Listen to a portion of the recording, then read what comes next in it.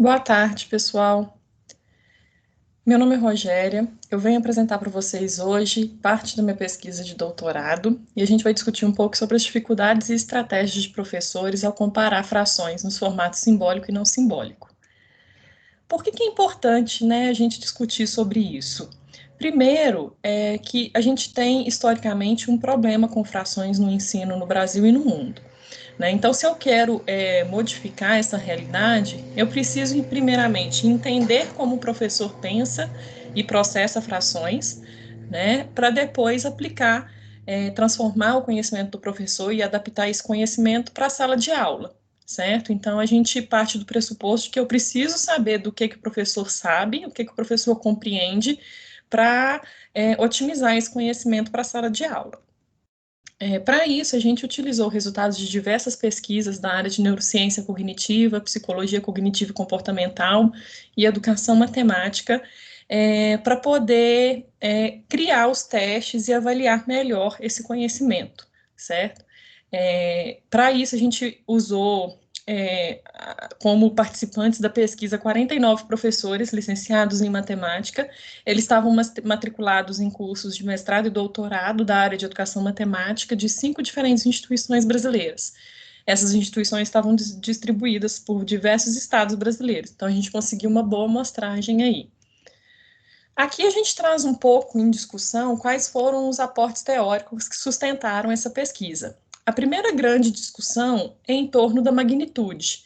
Então, as pesquisas de neurociência e da psicologia comportamental, elas já trazem para a gente como resultado que compreender a magnitude da fração é o ponto inicial para se ter um bom rendimento em relação a esse conteúdo, certo? E aí entra em discussão que eles já descobriram que faz parte desse processo de aprendizagem da magnitude o viés do número natural. Muitas pessoas não conseguem ter uma visão holística da fração e enxergar o valor total dela, e pensam em fração componencialmente. Ele olha somente os componentes separados, o valor natural do numerador e do denominador. Ele não consegue enxergar a fração de forma holística como um todo, certo? É importante a gente compreender essa magnitude da fração antes de começar os processos com operações, os procedimentos com operações. Então, o primeiro passo é a gente trabalhar com o aluno essa questão de magnitude. A segunda grande discussão é em torno do conhecimento simbólico e não simbólico de frações. Vocês sabem que frações tem como a gente representar, no formato numérico, como no formato de desenhos. E os resultados têm mostrado para a gente, uma pesquisa norte-americana feita com crianças, mostrou que quando essas crianças eram requisitadas a determinar qual era a proporção igual da direita em relação à esquerda, em casos em que as barrinhas eram particionadas, eles erraram mais, porque eles tenderam a contar as partes e a marcar esta como opção correta, já os casos contínuos, eles tiveram maior facilidade em determinar qual que era a barra com a mesma proporção, certo? Então, nós precisamos investigar isso também em relação ao conhecimento dos professores. Como que será que isso ocorre também com eles? O primeiro teste aplicado, então, foi o teste de comparação de frações. Por quê? Porque se eu preciso entender a magnitude da fração primeiro, nada melhor do que o participante ter que comparar duas frações, porque assim ele está acessando a magnitude da fração, certo? Agora, qual é o formato, qual é a forma que ele utiliza para acessar essa magnitude?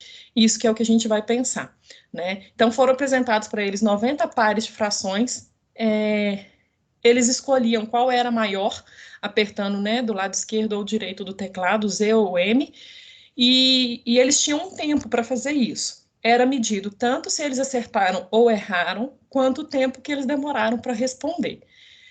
Esses 90 pares de fração, eles foram criados por uma pesquisa de Oberstein e os seus colegas, também uma pesquisa norte-americana, que foi fundamentada no viés do número natural. Então, ela é para descobrir se os professores pensam componencialmente ou não.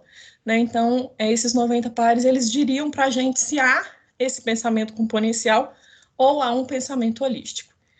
Então, para vocês entenderem, Caso o professor tivesse um pensamento holístico, ele escolheria os 7/9 como a maior fração, que realmente é, né? A magnitude de 7/9 é maior do que a de 13/21. Ele não se influenciou pelos componentes da fração. Já aquele que tivesse um pensamento componencial, ele escolheria 13/21 nesse par, porque ele falaria que 13 é maior que 7, 21 é maior que 9. E aí ele escolheria essa como a maior fração, erroneamente. E nisso a gente avaliou o efeito da distância para poder entender qual dos processos que foi feito pelo professor, né? A gente avaliou a distância absoluta, a distância entre os numeradores e a distância entre os denominadores. Essas aí são as distâncias para esses pares, para esse par apresentado. O que se supõe, né? Que quanto mais distante os números estão, mais fácil é de se comparar, mais rápido você faz essa comparação. Quanto mais perto eles estão, mais demorado fica. E o que a gente chegou como resultado? Né? Aqui é apresentado os gráficos na primeira linha, é a distância absoluta, na segunda a distância entre os numeradores e na terceira a distância entre os denominadores. A primeira coluna é sobre o resultado deles de precisão, né, se eles acertaram ou erraram, e aqui a gente tem o tempo que eles gastaram para responder, cada um dos pares. O que a gente chegou? Como vocês observam, aqui a gente sempre tem retas crescentes. O que isso quer dizer? Que quanto mais distante as frações eram, a distância absoluta entre elas, mais eles acertaram. E com o tempo a gente teve resultados significativos para todos os grupos. Então, quanto mais distantes as frações eram, mais rápido eles responderam, certo? O que não aconteceu com regularidade, né, para os outros casos. Isso fez a gente concluir que realmente os professores não tiveram um pensamento componencial, eles olharam a fração como um todo, a magnitude delas em si, certo? Mas qual foi a estratégia utilizada por eles? Para isso, a gente escolheu 7 pares dentre esses 90 apresentados e colocamos para eles justificarem. Então, eles tinham que escolher qual era o maior e tinham que dissertar sobre qual foi a estratégia que ele utilizou para fazer a escolha do maior par. Aqui estão os 7 pares apresentados e a porcentagem de acerto em cada um dos pares. A nossa pergunta nesse ponto, então, passa a ser o porquê que em alguns pares eles tiveram mais acerto e em outros menos acerto. O que fez eles errarem mais em alguns casos, certo? Para fazer essa análise, nós criamos categorias em função das respostas que os professores deram. Né? Então, a primeira categoria é a perspectiva da transformação. São aqueles professores que usaram como estratégia a divisão, a multiplicação cruzada, transformar para frações equivalentes. Né? Então, eles utilizaram procedimentos de transformar as frações para poder determinar qual era maior, certo? A outra categoria que a gente elencou foi a perspectiva das partes. Nessa perspectiva, ele utiliza o princípio do numerador e do denominador, que é quanto maior o numerador, maior a fração, quanto menor o denominador, maior a fração. E a gente tem 2 categorias que nós nomeamos de gap e de fit, que seriam o quê? A gap é a diferença, né, entre o numerador e o denominador. O que os professores faziam? Eles analisavam, faziam diferença entre esses 2 termos e falavam, se esses termos estão perto, ou seja, se a diferença é pequena, a fração é maior, certo? E aí eles utilizavam isso como parâmetro para escolher. A FIT, ele já pensa numa proporção entre o numerador e o denominador. Então, quantas vezes o numerador cabia dentro do denominador? Isso para eles daria um número, quanto menor esse número, maior seria a fração. A outra categoria, a perspectiva do ponto de referência, é onde os professores escolhiam um ponto conhecido e viam qual fração está mais próxima, né, se está maior ou menor. E a perspectiva dos componentes é para a visão componencial. Como resultado, nós vimos que a perspectiva das partes foi a perspectiva mais utilizada pelos professores, que vem de acordo com o que o ensino no Brasil vem baseado, né, que a gente sabe que o parte todo tem grande influência no ensino brasileiro. Agora, se a gente analisa cada uma das subcategorias, a gap foi a estratégia mais utilizada. Então, cerca de 25% das questões foram utilizadas a perspectiva da gap, certo? seguida da divisão, o princípio do numerador e denominador e o princípio do denominador. O que seria essa gap, então, gente, para a gente analisar um pouco melhor e adentrar nessa categoria? Para vocês entenderem uma justificativa, um exemplo de um professor. Essa perspectiva foi classificada como gap. Como estratégia, olhei para a diferença entre o numerador e o denominador, optei pela menor diferença entre eles para escolher a fração maior. Por exemplo, 6/7 e 6/15. Na primeira a diferença é 1 e na segunda a diferença é 9. Então, escolhi a primeira como maior fração. Essa é a justificativa que ele deu para poder selecionar. 6/7 era menor a distância entre os termos, ele escolheu ela. Nas outras perspectivas, a gente traz outros exemplos aqui para vocês darem uma olhada, só a nível de ilustração. Mas todas as justificativas que eles deram foram avaliadas e categorizadas, ok? O que a gente traz aqui de alerta? A gap não é uma estratégia válida matematicamente. Ela tem lógica? Tem. Só que ela não é válida para todos os pares de fração, né? Um exemplo para vocês. Considere esses dois pares que foi apresentado para eles. A gap do primeiro é 11, do segundo é 3. Então, relembrando, a gap é a diferença entre os termos, tá?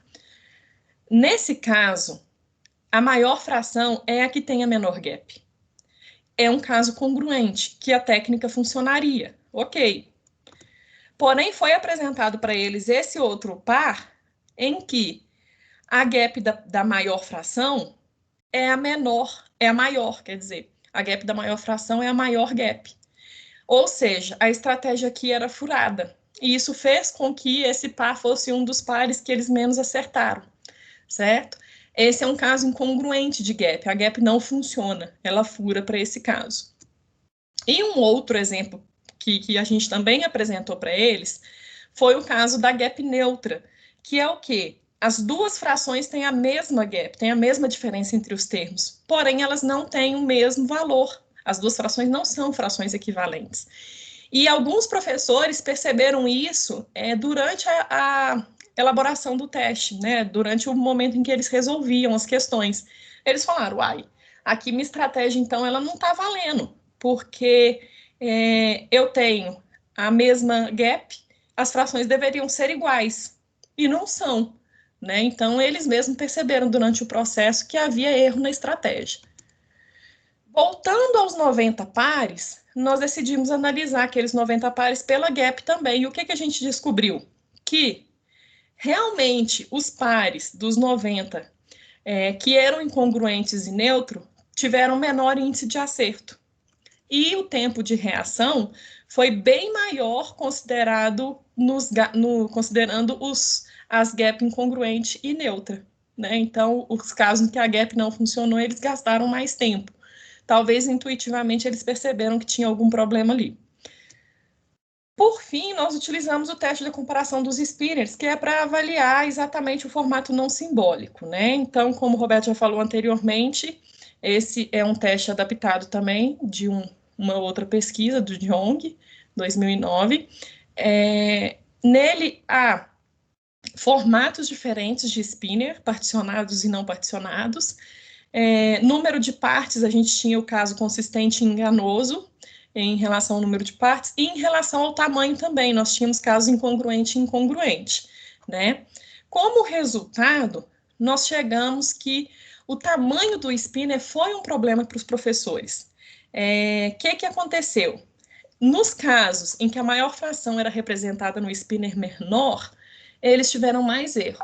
E quando nessa análise a gente coloca as partes, em que, nesses casos incongruentes, a gente coloca spinners divididos, maior ainda foi o erro, porque eles tiveram a tendência a contar as partes. Já em relação aos formatos, nós determinamos que isso não foi um grande influenciador para o acerto deles. Porém, em relação ao tempo, o formato dos spinners teve grande influência. Eles foram bem mais rápidos a decidir qual era a maior proporção no formato contínuo do que nos discretos.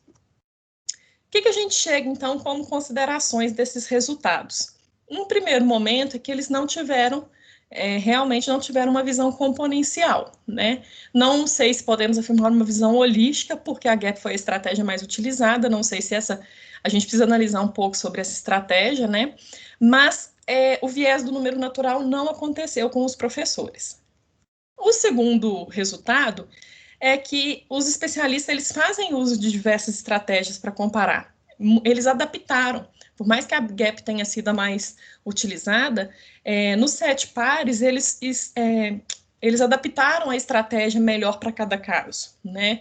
Então, isso pode indicar para a gente precisa organizar essas perspectivas de comparações dos professores, verificar quais são válidos matematicamente, quais não são, e tentar incluir elas na parte de ensino de matemática. Então, eu creio que vocês devem ter se surpreendido por algumas dessas categorias, porque elas não fazem parte do ensino, né? Não tem nenhum livro didático que fale sobre a estratégia GAP, FIT e tudo mais.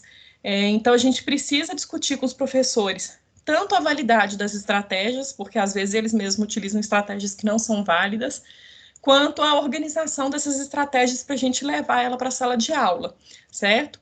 E aí a gente entende que quanto mais a gente munir nossos alunos com diferentes estratégias para comparar, para eles saberem adaptar qual a melhor usar em cada caso, mais capazes eles vão estar de obter sucesso em relação a entender a magnitude dessas frações, né? Então, talvez este seja um passo inicial.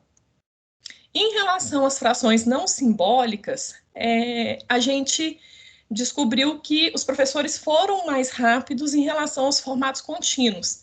Isso talvez mostre para a gente a facilidade que possivelmente as crianças podem ter em analisar frações no formato não simbólico contínuo, em detrimento dos parte todo, que é o que a gente mais utiliza. Né? Então, talvez está na hora da gente mudar um pouco a introdução dos nossos conteúdos sobre frações para os nossos alunos, pensando menos no parte todo e pensando mais na construção da noção intuitiva de magnitude, que é utilizando o formato contínuo. Né? Então, a gente tem um exemplo clássico aqui das barras de Cuisinert, que são, agora estão sendo um bom começo para a gente pensar em estratégias e metodologias de ensino utilizando elas, né? Que talvez facilite muito para os nossos alunos. Bem, essa é a minha apresentação, espero que vocês tenham obtido alguns conhecimentos com ela e eu estou disposta a discussões com vocês depois, esclarecer quaisquer dúvidas, meu e-mail está aí, então eu agradeço a todos pela atenção.